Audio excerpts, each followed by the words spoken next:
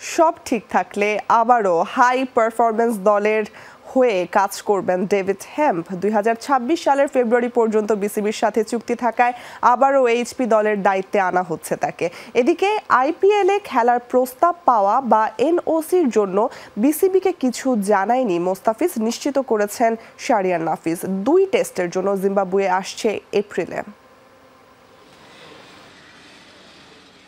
সবশেষ 2024 টি-20 বিশ্বকাপে বাংলাদেশ জাতীয় দলের ডাগআউটে ছিলেন ডেভিড হেম্প। এরপর লম্বা সময় আর দলের সাথে দেখা মেলেনি জাতীয় দলের এই ব্যাটিং কোচের। তার সাথে আর চুক্তি লম্বা করবে কিনা বিসিবি সে নিয়েও ছিল প্রশ্ন। তবে লম্বা সময় পর আবারও দেশে ফিরছেন এই বারমুডান।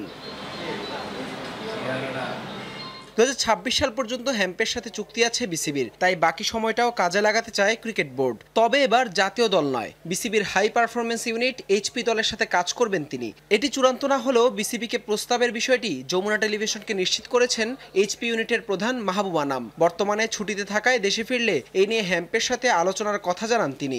গত ডিসেম্বরে ওয়েস্ট ইন্ডিজ সিরিজ, এরপর সবশেষ চ্যাম্পিয়ন্স ট্রফিতে জাতীয় দলের ক্যাম্পে ছিলেন না ডেভিড হেম্প। জাস্ট 2টা টেস্ট ম্যাচ খেলবো, কারণ আমাদের টেস্ট ম্যাচ আমরা নাম্বার অফ টেস্ট ম্যাচেস আমরা সংখ্যাটা কমাতে চাই না।